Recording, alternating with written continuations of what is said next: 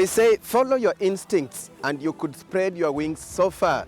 Dr. Roselyne Okech from Game in Siaya County followed her instincts, and she's been a star here at Grenfell campus at the Memorial University in Corner Brook, Canada, teaching a subject that is familiar to Kenyans, tourism and marketing her country in the diaspora.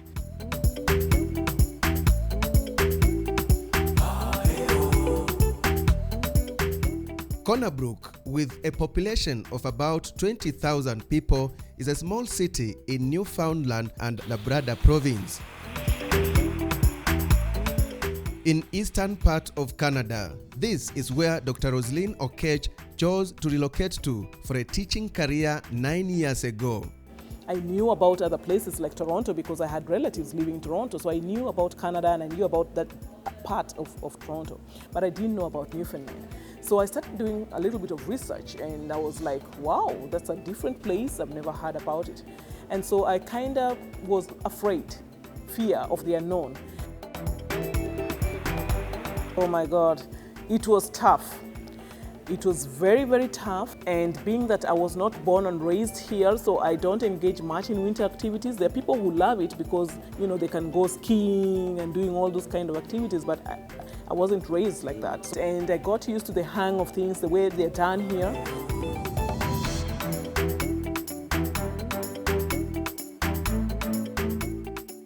Dr. Okech teaches tourism at Grenfell campus of Memorial University.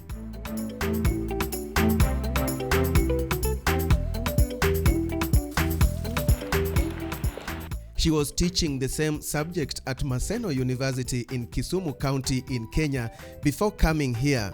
We spent a day with her at the university.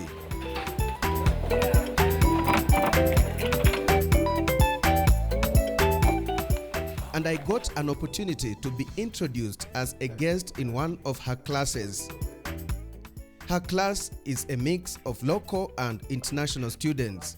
My instructor is Dr. Roselyne Okech, and she's very, very nice and very knowledgeable in tourism. I felt like I've learned a lot about niche tourism. I am very much delighted to having my supervisor, Dr. Roselyne. I like tourism because I like to travel, so I'm going to use aspects of this course when I'm traveling. Dr. Okech, who holds a PhD in tourism from the University of KwaZulu-Natal, South Africa, says she initially applied for a job at this campus to craft the tourism program, but luck was not on her side. She had learnt of the job through a professional association. They told me that they're going to keep my name on file. When the program do start and they need faculty, then they're going to communicate with me. But, you know, like any other person, you just think, oh, well, they're just being nice. However, another opportunity came up. And a few months down the line, I received an email and received a letter that we have gone through the file and we are hiring a new faculty for the new program. Would you consider applying? And I thought they were joking. And that's how I applied. And I couldn't even believe that I got the job. Because in North America, specifically even in the US, they usually want to employ people and faculty who have studied, who have the background from a US or a North American perspective. Dr. Okech says she enjoys teaching here and the facilities are first class. We have very good support system with technology, so it really does make work easier. And that has even translated. Now I'm actually even developing an online course for one of my classes. They make sure that you have everything that you need as a professor to make your work easy. So that is one thing that I think we really need to work on back at home. We have to create an environment where faculty are encouraged, A, to do research, and B, we have to have facilities and infrastructure put in place that make the faculty's work easier. I remember even the days in Maseno, we were constantly on strike because of poor pay. And that's why you find professors are moonlighting. You don't have that time here. You can't go from one university to another trying to look for jobs.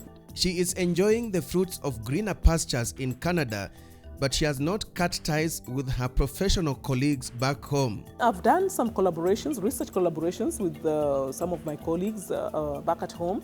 I have even my former students who are now lecturers have incorporated me, and I do a lot of supervisory role for graduate students now.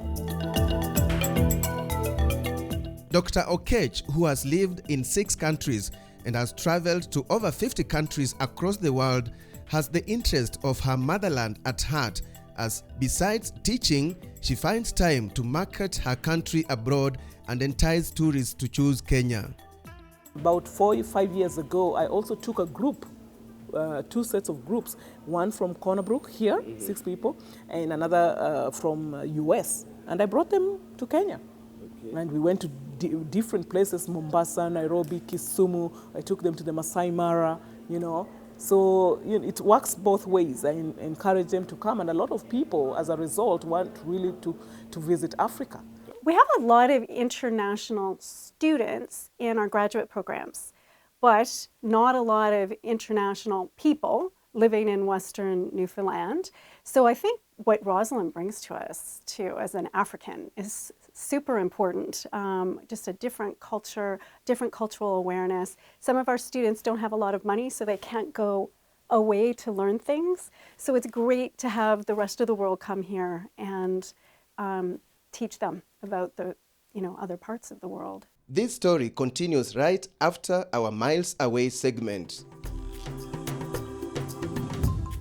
Our journey from Nairobi, Corner Brook City was via 3 flights. From JKIA to London Heathrow, 9 hours. London Heathrow to St. John's Airport in Canada, 5 hours 40 minutes. Then we connected from St. John's to Deer Lake Airport, a flight that took 1 hour 16 minutes. From Nairobi to our destination, it means we were in the air for 15 hours 56 minutes if you remove waiting and connection time between flights. At cruise level, between Nairobi and London, we were flying 40,000 feet above sea level at the speed of about 900 kilometers per hour, with outside temperature being negative 57 degrees Celsius. The time difference between Corner Brook and Nairobi from early November is normally 6 hours 30 minutes. The clock is later adjusted to 1 hour less in March, meaning time difference changes to 5 hours 30 minutes until November, when it reverts to 6 hours 30 minutes again. But if you are in Toronto City, the time difference would be 8 hours during the winter season. And that's miles away.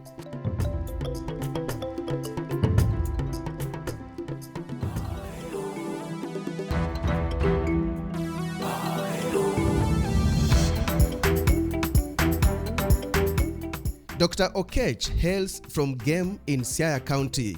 For her, east or west, home is the best.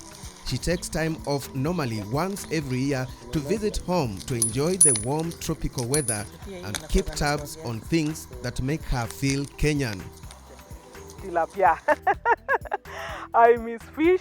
I miss you see, like now, like where we are seated here, you see people pass by, they'll greet you, hi, how are you? They come into your home, you eat, you always have to make extra food for visitors to come. It's not like that in North America. You don't just go to somebody's house. You can't just pass by somebody's house and just decide you're going to be a visitor there and expect to be given. It's more like of an appointment.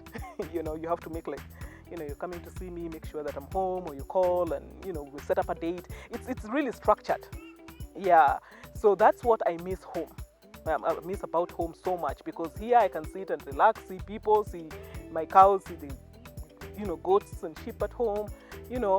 It's really laid back.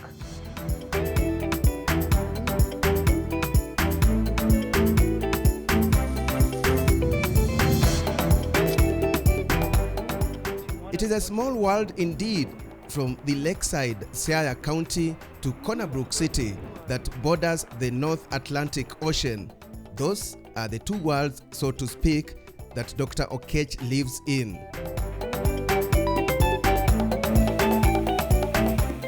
In her kitchen in Corner Brook, you will not miss Kenya's favorite dish, ugali and sukuma wiki, that is, maize meal and kales.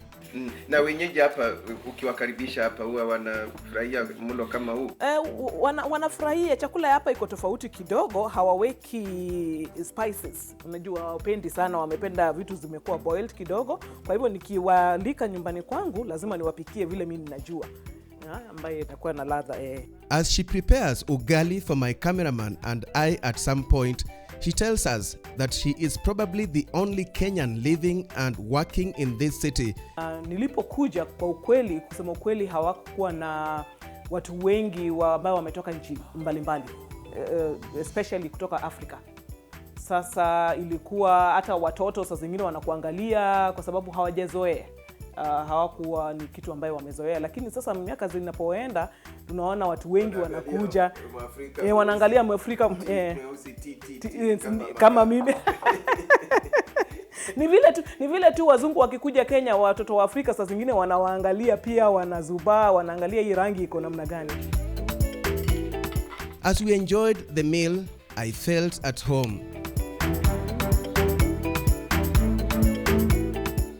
Dr. Okech's story would be incomplete without a look at the spiritual side of her life. She is active in religious matters here. Because at the end of the day, the Lord is going to come back and He is going to require. She has a weekly devotion show on a community radio that is known as Bay of Islands Radio. That is every Monday from 7 a.m. Because we want to do this a grand launch, we are going to have a superb time. We are going to have an inaugural launch dinner. All stand up and welcome the woman of God, Pastor Dr. Esther Obasike. During our visit to Corner Brook City, she was busy coordinating a week-long program that saw the inauguration of the Corner Brook branch of Queen Esther's Generation, a Nairobi-based movement headed by Pastor Esther Obasike. Tonight we are here because it's a new season.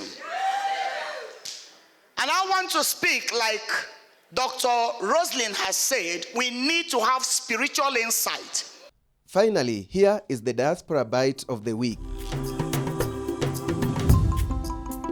I always believe you don't burn the bridges where you come from. So I have still very good friends at Maseno. I have very good friends at other universities that I did part-time in Kenya. And of course, they always say, please come back home. You know, we need you. You know, there's that brain drain, you know, because they'll need my expertise. But, you know, we need that experience so that when you go back home, you have something much bigger and larger to be able to contribute.